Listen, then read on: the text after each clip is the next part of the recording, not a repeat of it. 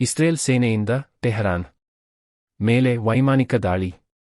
Iran ಸೇನೆ ಹೊಡೆದುರುಳಿಸಿದ ಅಮೆರಿಕದ ಯುದ್ಧ ವಿಮಾನದ ಪೈಲಟ್ನ ಪತ್ತೆಗಾಗಿ ಅಮೆರಿಕ ಮತ್ತು ಇರಾನ್ ಸೇನೆಗಳು ಶನಿವಾರ ಶೋಧ ನಡೆಸಿವೆ.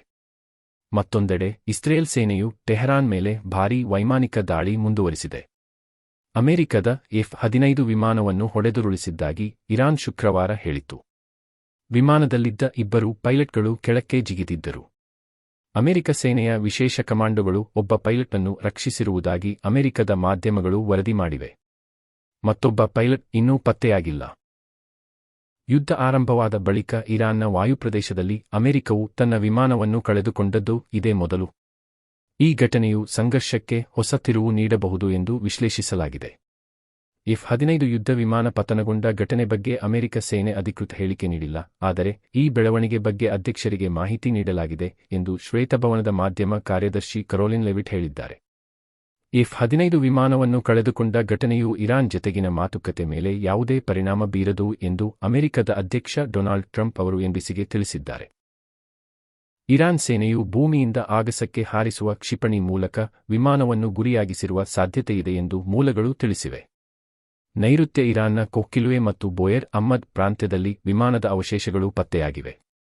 ಅಮೆರಿಕದ ಪೈಲಟನ್ನು ಸೆರೆಹಿಡಿದು ಪೊಲೀಸ್ ಅಥವಾ ಸೇನಾ ಪಡೆಗಳಿಗೆ ಒಪ್ಪಿಸಿದರೆ ಬಹುಮಾನ ದೊರೆಯಲಿದೆ ಎಂದು ಇರಾನ್ನ ಸ್ಥಳೀಯ ಮಾಧ್ಯಮದ ನಿರೂಪಕರೊಬ್ಬರು ಪ್ರಕಟಿಸಿದ್ದಾರೆ. 48 ಗಂಟೆಗಳಷ್ಟೇ ಬಾಕಿ. ಟ್ರಂಪ್ ಹೊರ್ಮುಜ್ ಜಲಸಂಧಿ ಮುಕ್ತಗೊಳಿಸಲು ಇರಾನ್ಗೆ ನೀಡಿದ್ದ ಗಡುವು ಕೊನೆಗೊಳ್ಳಲು 48 ಗಂಟೆಗಳು ಉಳಿದಿವೆ ಎಂದು ಅಮೆರಿಕದ ಅಧ್ಯಕ್ಷ ಡೊನಾಲ್ಡ್ ಟ್ರಂಪ್ ಹೇಳಿದ್ದಾರೆ. ಗಡುವು ಮುಗಿಯುತ್ತಾ ಬಂದಿದೆ. ಹೊರ್ಮುಜ್ ತೆರೆಯಲು ಅಥವಾ ಒಪ್ಪಂದ ಮಾಡಿಕೊಳ್ಳಲು ನಾವು 10 ದಿನಗಳ ಗಡುವು ನೀಡಿದ್ದನ್ನು ನೆನಪಿಡಿ.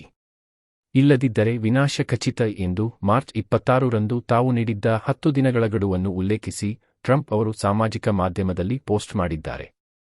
ಯುದ್ಧದ ಬೆಳವಣಿಗೆ. ಹೊರ್ಮುಜ್ ಜಲಸಂಧಿ ದಾಟಲು ಯತ್ನಿಸಿದ ಇಸ್ರೇಲ್ ಜತೆ ನಂಟು ಹೊಂದಿರುವ ಹಡಗಿನ ಮೇಲೆ ಡ್ರೋನ್ ದಾಳಿ ನಡೆಸಿರುವುದಾಗಿ ಇರಾನ್ ಹೇಳಿದೆ. ಯುದ್ಧ ಆರಂಭವಾದಾಗಿನಿಂದ ತಮ್ಮ ದೇಶದ 30 ವಿಶ್ವವಿದ್ಯಾಲಯಗಳನ್ನು ಗುರಿಯಾಗಿಸಲಾಗಿದೆ ಎಂದು ಇರಾನ್ನ ವಿಜ್ಞಾನ ಸಚಿವ ಹೊಸೇನ್ ಸರಫ್ ತಿಳಿಸಿದ್ದಾರೆ. ಯುದ್ಧ ಕೊನೆಗೊಳಿಸಲು ತನ್ನ ಮಧ್ಯಸ್ಥಿಕೆಯಲ್ಲಿ ನಡೆಯುತ್ತಿರುವ ಮಾತುಕತೆ ಮುರಿದು ಬಿದ್ದಿದೆ ಎಂಬ ಮಾಧ್ಯಮ ವರದಿಗಳನ್ನು ಪಾಕಿಸ್ತಾನ ಅಲ್ಲಗಳೆದಿದೆ. ಅಮೆರಿಕ ಮೂಲದ ಮಾಹಿತಿ ತಂತ್ರಜ್ಞಾನ ಕಂಪನಿ ಒರಾಕಲ್ನ ದುಬೈ ಕಚೇರಿಯ ಮೇಲೆ ಇರಾನ್ ಡ್ರೋನ್ ದಾಳಿ ನಡೆಸಿದ್ದು ಕಟ್ಟಡಕ್ಕೆ ಹಾನಿಯಾಗಿದೆ.